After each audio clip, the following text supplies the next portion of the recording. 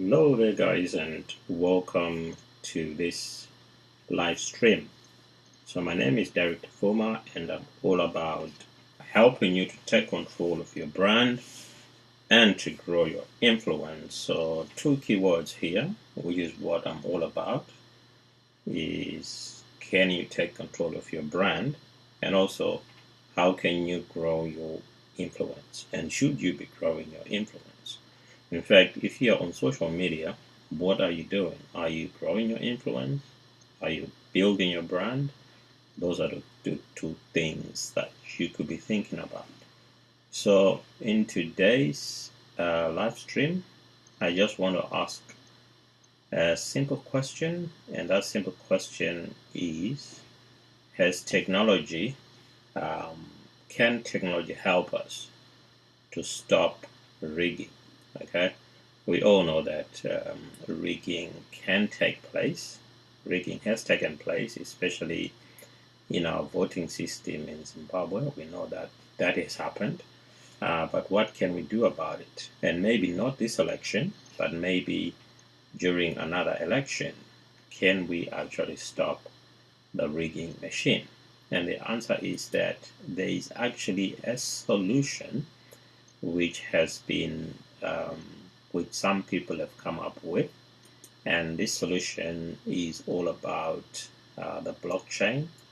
I've talked quite a bit about the blockchain, and I'll continue to do that for as long as it helps us to solve some of the problems that we have. Now, one of the things that I've noted is that it is very difficult for people to understand when you try to explain what the blockchain is or what Bitcoin is.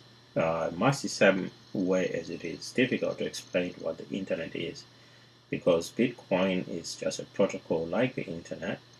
So imagine trying to explain to someone how the internet protocol actually works.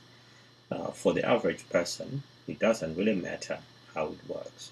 What matters is that they can use it. And blockchain and Bitcoin are still at a stage where it is more of explaining the Bitcoin and blockchain protocols themselves than actually using it, because the use cases are still not very many. Obviously, Bitcoin, the cryptocurrency, and there's a difference here. So Bitcoin comes in two ways. There's Bitcoin, the cryptocurrency, and Bitcoin, the actual technology, okay, on which blockchain technology is built. So blockchain technology cannot work independently without Bitcoin technology. And so it is easier to explain use cases, which is why I've got this website called Follow My Vote, which I'm going to go through just briefly, because obviously you can do that yourself. You can just go on the website and check it out. But what I just want to stress is that Follow My Vote is a blockchain application, and we're talking applications now. Okay, just like I said, that the internet is the protocol or the system of rules which govern how applications are built on top of it. It's the rule book which says if you want to build an application on the internet, these are the rules. This is what you should do, and this is how information is going to be transmitted. This is how we're going to produce information on the internet, and this is how we're going to not only produce the content, but also how we're going to distribute the content. Okay, so Bitcoin, the technology, also has the same sort of setup. That is to say that on the Bitcoin protocol, you can build applications, and Bitcoin, the cryptocurrency, is just one of the very first applications which have been built on Bitcoin, the protocol. And so followmyvote.com is one of the applications which has been built on top of Bitcoin, the protocol, okay, using what we call blockchain technology. But really, blockchain is not the technology. Blockchain is a database. Blockchain can only work if it has Bitcoin technology on it. Okay, because Bitcoin, the technology, has the incentive system built into it, which makes it, which incentivizes the people who are keeping the transactions, who are keeping track of the transactions and validating them.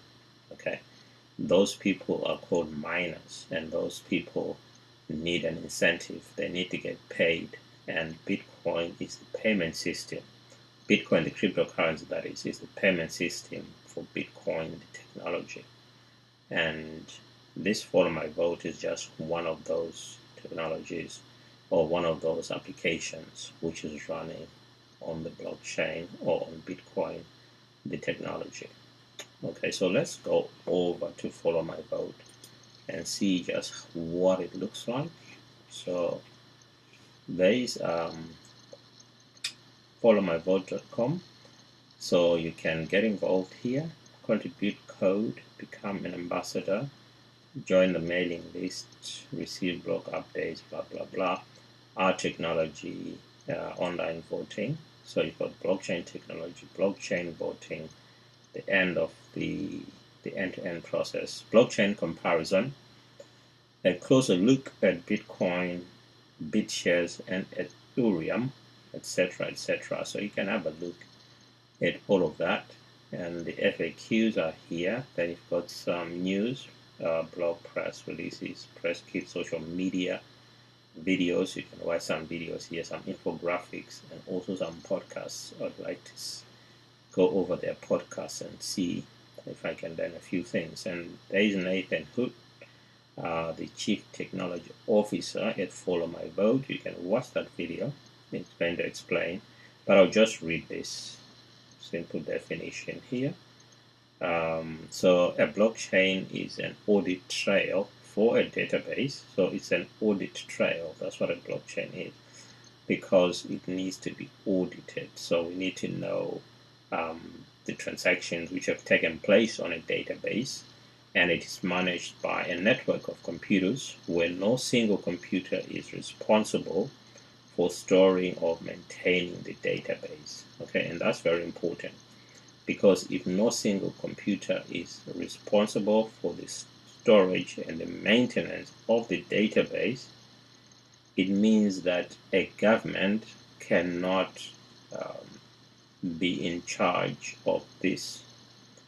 Say the Zimbabwe government, for example, they would not be in charge of the database which contains the votes of the people that have voted, because if we are using blockchain, it means they cannot do that. Now, if they cannot do that, it means they cannot compromise the database, they cannot change, they cannot read, they cannot stuff the ballot, so to speak, because the database is independent of any one central computer. Whereas at the moment, it is the government through the Zimbabwe Electoral Commission, the ZAC, which is in charge of the voters' roll, and it's in charge. And you can see by the arrogance, just the fact that they are in charge of this information, this voters' roll, they are able to say whatever they want, because they have sole responsibility over this database. And if they're in collusion with the ruling party, with the incumbent, who have the advantage of incumbency because they make decisions which affect ZAC, and they also employ the people who work for ZAC. So you can see that they are able to influence how these people are conducting the electoral process. Okay? So, and any other computer may enter or leave this network at any time without jeopardizing the integrity and availability of the database. So this database is resident on multiple computers instead of just one central computer or a few computers which are being maintained by any one entity. These computers which are maintained with the database are decentralized, which means they are in different places, which means that if one stops working, the others carry on. If two stop working, the rest carry on. If the ones that stop working, maybe there's a power cut and they are off, as soon as they come back on, they are updated with the latest database on the computers that have been running this database all along. So this is how it would work, which means that it will be very difficult to rig an election. Okay, so any computer can rebuild a database from scratch by downloading the blockchain and processing the audit trail. So you could add various new computers on the system, download the blockchain, and then it just carries on from where the others are at that particular time. Okay, so is there motivation for blockchain technology? I think you can read that on your own, but the motivation is that we're trying to maintain the integrity of processes such as voting, and to maintain the integrity of the voting and to have trust in the system, for people to trust the voting system. If we can use something like blockchain technology, it's going to help to instill that trust so that people do not feel cheated by the system which is currently in place.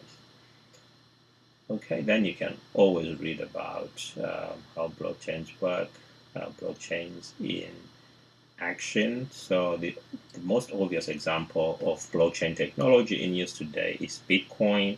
So like I said, Bitcoin is a digital currency system which uses a blockchain to keep track of ownership of the currency. So there has to be encryption, and this blockchain is encrypted. So the blockchain, which is based on the Bitcoin technology, is encrypted, which means that it cannot be tampered with. Okay, then there's a lot to learn here about blockchain technology and online voting. But basically what it means is people can cast their vote in confidence, knowing that no one, and absolutely no one and no entity can be able to compromise their vote. So blockchain technology allows for the secure management of a public ledger or database, where database transactions are verified and securely stored on a network, and valid transactions are grouped together and added to the database in a block, which is why it's called blockchain, one after the other, in a way that resembles a chain, hence the name blockchain. Okay, and you can read all that. Then if you are a blockchain developer, you can always join them right there. Okay, so that will be all for today. So in summary, we can use blockchain technology to help us to solve some of the problems that we are having, especially when it comes to voting and any other system where there is a central authority like banking, for example. That's why we're Bitcoin, the cryptocurrency. So banking is centralized, which means Bitcoin is decentralized banking. If you look at the internet, for example, the internet decentralized information generation and information distribution, because instead of having just a few newspapers writing reports and news items, now anybody can join a WordPress website, or can be on Facebook, or can be on Twitter, and they can produce content and distribute it. So, which means that information has been decentralized, but partly decentralized because Facebook is still in charge of that information. So to be truly decentralized, we need to be on applications, on social media applications, which are using the blockchain, or which are using the Bitcoin protocol, in which case it's decentralized. So that's what we need. Okay, but at the moment, I think the skills that we're getting from platforms such as Facebook are okay for now, but eventually I think we need to move on to the other protocols. Okay, guys, so I'm gonna stop here and just remind you that you can take control of your brand and grow your influence. Take control of your brand and grow your own influence. Don't wait for, because you no longer have to wait for somebody else to do that for you.